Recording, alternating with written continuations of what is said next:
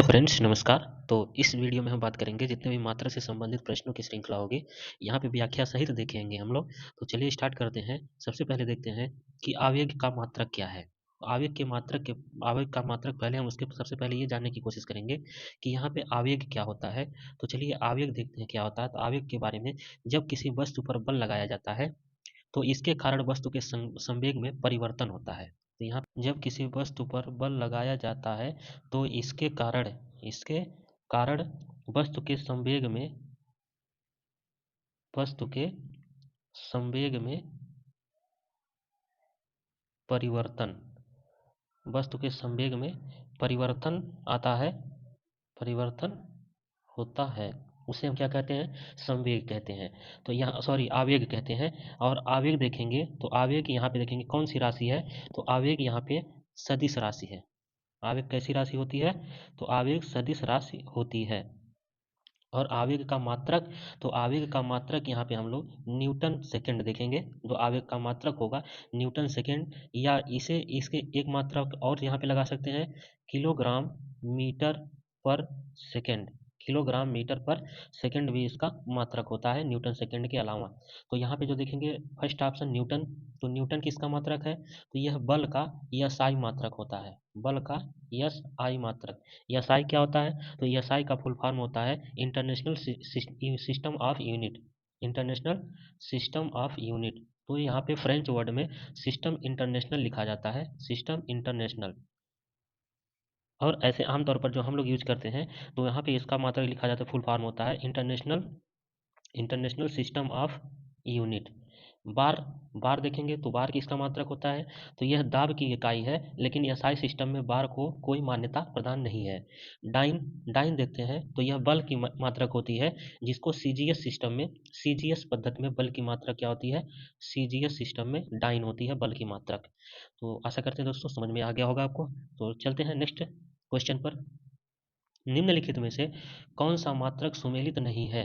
तो डेसिबल ध्वनि की प्रबलता इकाई, अश्वशक्ति शक्ति की इकाई, समुद्री मील नौ संचालन में दूरी की इकाई, डॉप्सन ऊष्मा की इकाई। तो यहाँ पे पूछ रहा कौन सुमेलित नहीं है, तो यहाँ पे राइट आंसर हो जाएगा डॉप्सन, जो ऊष्मा की इकाई नहीं होती है। तो यही ऑप्शन हमारा गलत होगा। अब देखते हैं कि ऊष्मा की इकाई क्या होती है। तो ऊष्मा की इकाई देखते हैं क्या होती है। और हाँ दोस्तों, पीछे चलिए आगे हम समझाएंगे, पीछे वाला जाने दीजिए। तो डॉप्सन, जो डॉप्सन होता है ये ओजोन की सांद्रता, ओजोन की ओजोन की सांद्रता का मापन करता है। डॉप्सन ओजोन की सांद्रता का मापन करता है। और ऊष्मा की इकाई क्या होती है? ऊष्मा की इकाई क्या होती है? तो ऊष्मा जो देखेंगे यहाँ पे, जो ऊष्मा की इकाई है वो जूल होती है। ऊष्मा की जो इकाई होती है वह जूल होती है। तो और बाकी जो इसमें ऑप्शन दिए गए हैं वे सभी सुमेलित हैं। तो नेक्स्ट प्रश्न देखते हैं। कार्य का मात्रक क्या है? कार्य का मात्रक क्या है? वाट, न्यूटन, डाइन, जूल। तो यहाँ पे जो सही आंसर होगा, कार्य का मात्रक जूल होता है। तो वाट, वाट देखेंगे किसकी इकाई है। वाट के बारे में बात करते हैं। तो वाट जो है ये विद्युत शक्ति, कहीं कहीं पे इसको सिर्फ शक्ति के नाम से बोला जाता है। तो यह शक्ति की इकाई होती है, शक्ति की इकाई है वाट। एसआई यूनिट में शक्ति की इकाई क्या होती है? वाट होती है। न्यूटन, न्यूटन यहाँ पे बल का एसआई मात्रक होता है, बल का एसआई मात्रक, बल का एसआई मात्रक होता है। और डाइन, डाइन भी बल का मात्रक। और बल की फार्मूला अगर देखेंगे तो बल का फार्मूला होता है द्रव्यमान गुणे त्वरण, द्रव्यमान गुणे त्वरण। और यहाँ पे डाइन जो मात्रक है, डाइन भी बल का मात्रक होता है। और कौन से यूनिट में? तो सीजीएस यूनिट में बल का मात्रक होता है डाइन। तो नेक्स्ट प्रश्न देखते हैं। केरोसिन के सापेक्षिक घनत्व की इकाई है। तो केरोसिन के सापेक्षिक घनत्व की इकाई देखते हैं, मीटर किलोग्राम प्रति, मीटर क्यूब प्रति किलोग्राम। तो यह किसका मात्रक है दोस्तों? तो मीटर क्यूब प्रति किलोग्राम। कौन सी यहाँ पे अदिश राशि है? तो यहाँ पे अदिश राशि देखेंगे, कौन सी अदिश राशि है? तो आ जाइए कोणीय विस्थापन। यहाँ पे पहले देखते हैं जो अदिश राशि होगी, बल, बल, विस्थापन, वेग, घनत्व। तो यहाँ पे अदिश राशि क्या होता है? तो अदिश राशि जिसे स्केलर क्वांटिटी बोलते हैं, स्केलर क्वांटिटी। स्केलर क्वांटिटी में इसमें देखेंगे, इसमें सिर्फ और सिर्फ परिमाण की आवश्यकता होती है। किसकी आवश्यकता होती है? परिमाण की आवश्यकता होती है, दिशा की आवश्यकता नहीं होती। और इसके जो अन्य एग्जाम्पल देखते हैं हम लोग, इसके एग्जाम्पल भी देख लेंगे। एग्जाम्पल एग्जाम्पल देखते हैं क्या क्या है इसके।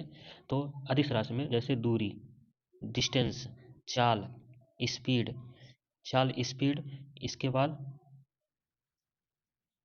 स्पीड हो गई चाल, द्रव्यमान, द्रव्यमान, मास, आयतन, आयतन, समय, समय, इसके बाद लंबाई, लंबाई। तो ये सभी अदिश राशि के उदाहरण हैं, जैसे दूरी, चाल, द्रव्यमान, लंबाई, आयतन, समय, ये सभी अदिश राशि के एग्जाम्पल हैं। तो नेक्स्ट देखते हैं हम लोग विस्थापन। यहाँ पे विस्थापन क्या है, तो इसका जो सही आंसर होगा, जो अदिश राशि का, इसी में से कोई होगा, दूरी, चाल, द्रव्यमान, लंबाई, आयतन, समय। तो यहाँ पे इसमें पूछा जा रहा है कि कौन सी अदिश राशि है, तो आंसर हो जाएगा ऑप्शन नंबर डी, घनत्व। जो इसमें अदिश राशि है वो घनत्व है। बाकी यहाँ पे जो बल है, विस्थापन है, वेग है, ये सभी सदिश राशियां हैं। कोणीय विस्थापन का मात्रक क्या है, तो कोणीय विस्थापन का मात्रक देते हैं रेडियन, स्टेरेडियन, मीटर, सेंटीमीटर। तो यहाँ पे इसका जो कोणीय विस्थापन क्या होता है, पहले इसके बारे में देखते हैं। तो एंगुलर डिस्प्लेसमेंट, इंग्लिश में से एंगुलर डिस्प्लेसमेंट बोलते हैं, और इसका जो मात्रक होता है वह रेडियन होता है। और इस बात आती है स्टेरेडियन की, तो स्टेरेडियन जो मात्रक होता है, यह कोण घन कोण का मात्रक होता है स्टेरेडियन, घन कोण का मात्रक। मीटर, मीटर लंबाई का मात्रक होता है, मीटर लंबाई का। और सेंटीमीटर लंबाई की छोटी इकाई होती है, लंबाई की छोटी इकाई होती है। अब यहाँ पे देखेंगे कि 1 सेंटीमीटर में कितने मीटर होते हैं, तो 1 सेंटीमीटर में 1/100 मीटर होते हैं, 1/100 मीटर होते हैं 1 सेंटीमीटर में। और 1 metre is equal to 100 centimetre होता है। तो नेक्स्ट प्रश्न देखते हैं। वह कोण जो किसी वृत्त की त्रिज्या के बराबर लंबाई के चाप द्वारा उसके केंद्र पर बनाया गया हो कहलाता है। तो यहाँ पे देखते हैं स्टेरेडियन, रेडियन, कोण त्रिज्या या त्रिज्या खंड। तो यहाँ पे जो सही आंसर हो जाएगा वो होगा रेडियन, इसका सही आंसर होगा रेडियन। अब स्टेरेडियन क्या होता है, तो स्टेरेडियन जो होता है, यहाँ पे देखते हैं कि वह घनकोण जो गोले की त्रिज्या के, गोले की गोले की त्रिज्या के गोले की त्रिज्या के वर्ग के वर्ग के बराबर वर्ग के बराबर के क्षेत्रफल वर्ग के बराबर के क्षेत्रफल वाले गोले का गोले का पृष्ठभाग पृष्ठभाग गोले के पृष्ठभाग गोले के केंद्र पर अंतरित करता है। तो ये इसे क्या बोलते हैं, इसे स्टेरेडियन बोलेंगे। जो मैंने परिभाषा भी लिखा, यह स्टेरेडियन का परिभाषा है, और जो ऊपर परिभाषा दिया गया है वह रेडियन का परिभाषा है। और देखते हैं हम लोग त्रिज्य खंड की परिभाषा क्या होती है। तो त्रिज्य खंड देखेंगे, किन्हीं दो त्रिज्याओं के बीच, मैं इसको हटा देता हूँ, तो इसका जो राइट आंसर हो जाएगा रेडियन होगा। अब चलिए हम लोग देखते हैं कि त्रिज्य खंड क्या होता है, तो इसको समझा देते हैं। देखिए मान लीजिए यहाँ पे कोई सर्किल हम ले लेते हैं, ये सर्किल हमने ले लिया। अब इस सर्किल में आप देखेंगे, देखिए यहाँ पे मान लीजिए हमने एक लाइन यहाँ से ड्रा किया, ये हमने रेडियस ले लिया, त्रिज्या ले लिया, और एक त्रिज्या यहाँ से ले लिया। तो इन दो त्रिज्याओं के बीच जो ये चाप आपको दिख रहा है, ये आर्क, ये जो चाप दिख रहा है, ये जो एरिया घिरा हुआ है, इसी को हम लोग क्या बोलते हैं, इसी को त्रिज्य खंड बोलते हैं। तो ये जो अब यहाँ से एरिया, यहाँ से लेकर यहाँ तक जो एरिया या चाप तक दिखाई दे रहा है, जितना घिरा हुआ एरिया, इसी को हम बोलते हैं त्रिज्या खंड। तो आशा करते हैं आपको समझ में आ गया होगा। तो चलते हैं नेक्स्ट प्रश्न की तरफ। निम्नलिखित को सुमेलित कीजिए। हाइग्रोमीटर, हाइग्रोमीटर यहाँ से सुमेलित करते हैं इसको। तो देखिए यहाँ पे हाइग्रोमीटर जो होता है वह किसका मापन करता है, तो हाइग्रोमीटर से हम वायुमंडलीय आर्द्रता का मापन करते हैं। स्फिग्मोमैनोमीटर से हम लोग रक्तचाप का मापन करते हैं। बोलोमीटर से हम लोग क्या करते हैं, तो विकिरण ऊर्जा, पायरोमीटर से उच्च ताप का मापन किया जाता है। तो नेक्स्ट प्रश्न देखते हैं।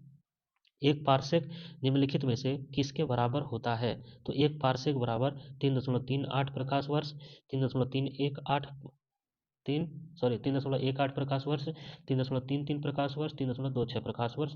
तो यहाँ पे इसका जो राइट आंसर होगा वो हो जाएगा 3.26 प्रकाश वर्ष। अब चलिए पार्सेक के बारे में बात करते हैं। तो एक पार्सेक इज इक्वल टू होता है,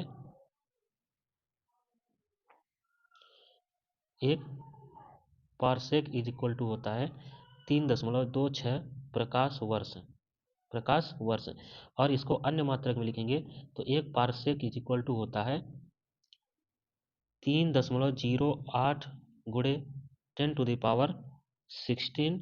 अब यहाँ पे यूनिट जो लिखेंगे वो मीटर लिखेंगे। तो 3.08 गुणे 10 पे 16 घात, तो ये मीटर यहाँ पे लगाएंगे। और प्रकाश वर्ष में पूछे तो 3.26 प्रकाश वर्ष होता है एक पार्सेक में। और पार्सेक कैसी मात्रक है, तो यह पार्सेक जो होता है यह दूरी का मात्रक होता है, दूरी का मात्रक होता है, जो आकाशीय दूरी अंतरिक्ष दूरी मापा जाता है पार्सेक से। तो यहाँ पे चलते हैं। और एक प्रकाश वर्ष, और एक प्रकाश वर्ष कितना होता है, तो एक प्रकाश वर्ष is equal to 9.46 multiplied by 10⁻15, मतलब 9.46 गुणे 10 पे 15 घात मीटर होता है। यह एक प्रकाश वर्ष, इतनी एक प्रकाश वर्ष की वैल्यू होती है। तो यहाँ पे एक बार फिर से लिख देते हैं, वहाँ पे जगह नहीं था। 9.46 गुणे 10 पर कितना, तो 10 पर 15 घात, उसके बाद मीटर। पास्कल इकाई है। अब पास्कल किसकी इकाई है देखते हैं, आर्द्रता की, दाब की, वर्षा की, तापमान की। तो जो पास्कल है वह दाब की इकाई होती है, दाब की, पास्कल दाब की इकाई होती है। अब यहाँ पे देखेंगे एक पास्कल इज इक्वल टू कितना होता है, तो यहाँ पे आ जाते हैं एक पास्कल, एक पास्कल पास्कल बराबर होता है न्यूटन प्रति मीटर स्क्वायर, एक न्यूटन प्रति मीटर स्क्वायर। हिंदी में भी लिख सकते हैं इसको, न्यूटन प्रति मीटर स्क्वायर। और एक पास्कल इज इक्वल टू कितनी वैल्यू होती है, एक पास्कल को पीए से लिखते हैं तो 1 × 10⁻⁻5 बार, ये एक पास्कल की वैल्यू होती है 1 × 10⁻⁻5 बार। और वर्षा, वर्षा किससे मापा जाता है, तो वर्षा रेन गेज से, रेन गेज से मापा जाता है, जिसे वर्षा मापी कहते हैं। तापमान, तापमान को थर्मामीटर से मापा जाता है, थर्मामीटर से। आर्द्रता, आर्द्रता को हाइग्रोमीटर से मापा जाता है, हाइग्रोमीटर, हाइग्रोमीटर से मापा जाता है। कैंडेला मात्रक है। कैंडेला देखते हैं किसका मात्रक है, ज्योति फ्लक्स का, ज्योति प्रभाव का, ज्योति दाब का, ज्योति तीव्रता का। तो यहाँ पे जो सही आंसर होगा वो हो जाएगा ज्योति तीव्रता का। जो कैंडेला मात्रक है वो ज्योति तीव्रता का मात्रक है। कैंडेला के अलावा भी जो इसका मात्रक होता है वो होता है ल्यूमेन, ल्यूमेन पर स्टेरेडियन, ल्यूमेन प्रति स्टेरेडियन भी इसका मात्रक होता है। और कैंडेला भी इसका मात्रक होता है, कैंडेला भी इसका मात्रक होता है। और ज्योति फ्लक्स का मात्रक देखते हैं क्या होता है, तो ज्योति फ्लक्स का होता है ल्यूमेन, ल्यूमेन। और यही ल्यूमेन ही ज्योति प्रभाव के मात्रक के रूप में भी कार्य करता है। तो ज्योति प्रभाव और ज्योति फ्लक्स दोनों का ल्यूमेन ही होता है। और ज्योति दाब का देखते हैं तो इसका होता है न्यूटन प्रति मीटर स्क्वायर, यानी कि जो अभी हमने पास्कल का देखा है वही इसका भी मात्रक होता है, न्यूटन प्रति मीटर स्क्वायर। अदिश राशि है। तो अदिश राशि के बारे में बात करते हैं। तो अभी हमने देखा कि अदिश राशि, अदिश राशि में सिर्फ और सिर्फ परिमाण की आवश्यकता होती है। इसमें लिखा गया अदिश, अ मतलब नहीं, और दिश मतलब दिशा, जिसमें नहीं, दिशा नहीं हो, जिसमें दिशा नहीं हो, दिशा नहीं हो, उसे अदिश राशि कहते हैं। इसमें परिमाण की आवश्यकता होती है। परिमाण का मतलब अगर किसी के कुछ मात्रा में कोई वस्तु हो, कोई कुछ मात्रा में वस्तु होती है, कुछ न कुछ उसकी मात्रा होती है, वही परिमाण होता है। तो यहाँ पे देखते हैं जो इस अदिश राशि होती है इसको सिर्फ परिमाण की आवश्यकता होती है, दिशा की नहीं। तो अदिश राशि के अभी हमने एग्जाम्पल बताए थे, पीछे आपने देखा होगा। तो यहाँ पे देखेंगे जो अदिश राशि है, यहाँ पे ऊर्जा अदिश राशि होगी। देखते हैं ऊर्जा जो होगी ये अदिश राशि होगी। बल आघूर्ण, बल आघूर्ण संवेग, ये सभी क्या होंगे, तो ये सभी सदिश राशि होंगे। बल आवेग, बल आघूर्ण और संवेग, ये सभी सदिश राशि होते हैं। अब सदिश राशि क्या होती है, तो सदिश राशि में दिशा और परिमाण दोनों की आवश्यकता होती है। तो यहाँ पे हम लोग देख सकते हैं, चलिए एक बार देख लेते हैं सदिश और अदिश।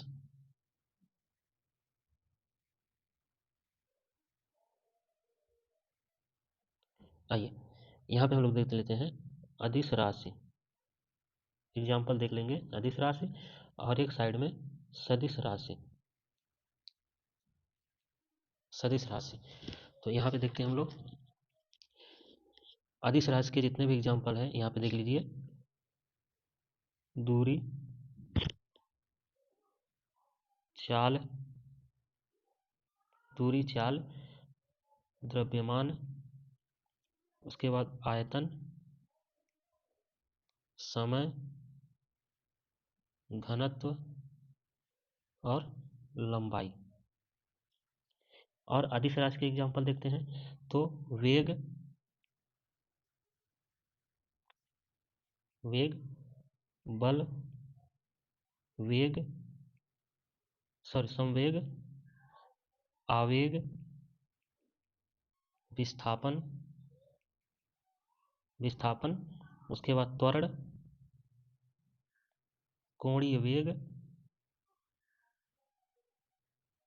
कोणीय वेग, चुंबकीय तीव्रता और विद्युत तीव्रता।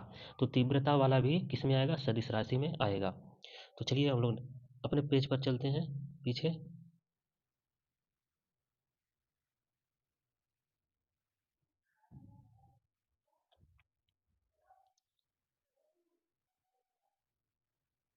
अभी आपने समझा कि इसमें अदिश राशि क्या होगी, तो अदिश राशि में ऊर्जा आएगा, बल, आघूर्ण और संवेग ये सभी सदिश राशि होते हैं। नेक्स्ट चलते हैं, निम्नलिखित में सदिश राशि है। तो इसमें देखते हैं सदिश राशि क्या होती है। सदिश राशि अभी हमने देख लिया, जिसमें दिशा और परिमाण दोनों की आवश्यकता होती है। तो सदिश राशि में यहाँ पे देखेंगे वेग क्या है, सदिश राशि है। अभी हमने पढ़ा, सदिश राशि के एग्जाम्पल देखा हमने, तो क्या क्या थे? वेग था, संवेग, वेग के अलावा संवेग, उसके बाद आवेग, विस्थापन, विस्थापन और क्या था? त्वरण था, कोणीय वेग था, कोणीय वेग और चुंबकीय तीव्रता, चुंबकीय तीव्रता और उसके साथ में विद्युत तीव्रता। ये सभी क्या थे हमारे? ये सभी हमारे सदिश राशि थे। चुंबकीय तीव्रता, विद्युत तीव्रता, वेग, बल, आवेग, संवेग, विस्थापन, त्वरण, कोणीय वेग, चुंबकीय तीव्रता, विद्युत तीव्रता, ये सभी सदिश राशि हैं। जबकि लंबाई, समय, द्रव्यमान, समय, लंबाई, ये सभी क्या हैं हमारे? तो ये सभी हैं अदिश राशि। ये सभी अदिश राशि हैं। ये सभी अदिश राशि। पदार्थ के संवेग और वेग के अनुपात से कौन सी भौतिक राशि प्राप्त की जाती है? वेग, त्वरण, द्रव्यमान, बल। तो यहाँ पे देखते हैं कि जो पदार्थ के संवेग और वेग से जो राशि, जो अनुपात से भौतिक राशि प्राप्त होती है, तो एक चीज़ हम जानते हैं कि संवेग को बोलते हैं मोमेंटम, यानी कि इसे पी से डिनोट करते हैं। तो पी इज इक्वल टू होता है हमारा एम वी। क्या होता है? M V. तो पी इज इक्वल टू होता है एम वी। तो पी को बोलते हैं संवेग, संवेग, संवेग बराबर एम को बोलते हैं द्रव्यमान, द्रव्यमान, वी को बोलते हैं त्वरण, सॉरी वेग, ए को बोलते हैं त्वरण। तो इसका जो हो जाएगा संवेग इज इक्वल टू द्रव्यमान गुणे वेग। तो यहाँ पे पूछ रहा है संवेग और वेग के अनुपात, तो संवेग और वेग का अनुपात, वेग को इधर करेंगे तो यहाँ पे डिवाइड हो जाएगा। तो संवेग अपान वेग इज इक्वल टू हमें निकल कर आएगा द्रव्यमान। क्या निकल के आएगा? तब यहाँ से हम वेग को हटा देंगे, क्योंकि यहाँ पे वेग आ गया अनुपात में, संवेग अपान वेग इज इक्वल टू क्या निकल के आएगा? द्रव्यमान। तो यहाँ पे कई लोग पढ़े भी होंगे आप लोग, तो यहाँ पे लिख सकते हैं M is equal to P upon V. क्या लिख सकते हैं? M is equal to P upon V, इसका फार्मूला हो जाएगा। तो यहाँ से एम निकल कर आएगा द्रव्यमान। तो इसका राइट आंसर हो जाएगा द्रव्यमान, द्रव्यमान। तो चलते हैं नेक्स्ट प्रश्न देखते हैं। पारसेक इकाई है, तो पारसेक देखते हैं किसकी इकाई है दोस्तों। तो पारसेक यहाँ पे दूरी का, दूरी का, चंद्रमा का, प्रकाश की चमक की, इनमें से कोई नहीं। तो यहाँ पे जो पारसेक इकाई है, हमने पहले ही बता दिया था, यह दूरी की इकाई है। पारसेक दूरी की इकाई होती है। तो इसका राइट आंसर भी क्या हो जाएगा? दूरी का। अब इसके बारे में देखते हैं कि एक पारसेक जो है, एक पारसेक इज इक्वल टू कितना होता है, पहले भी बता दिया था हमने, 3.08 इंटू 10⁻16 मीटर। ठीक है। अब यहाँ पे एक पारसेक अगर प्रकाश वर्ष में निकालेंगे तो कितना होता है? 3.26 प्रकाश वर्ष, प्रकाश वर्ष। और एक चंद्रमा में कितने होते हैं? तो 4 सप्ताह। एक चंद्रमा बराबर होता है 4 सप्ताह, यानी कि 28 दिन। और एक सौर मास कितना होता है? तो एक सौर मास बराबर होता है वही जो 30, 31, 28, 29 दिन का होता है, उसे सौर मास बोलते हैं। और एक वर्ष में 13 चंद्रमास होते हैं। एक वर्ष में 13 चंद्रमास, 13 चंद्रमास होते हैं। तो चलिए दोस्तों, आशा करते हैं आपको समझ में आया होगा। तो मिलते हैं नेक्स्ट वीडियो में। चैनल पर नए हैं तो तुरंत सब्सक्राइब करके जुड़ जाएं। मिलते हैं नेक्स्ट वीडियो में, तब तक के लिए धन्यवाद।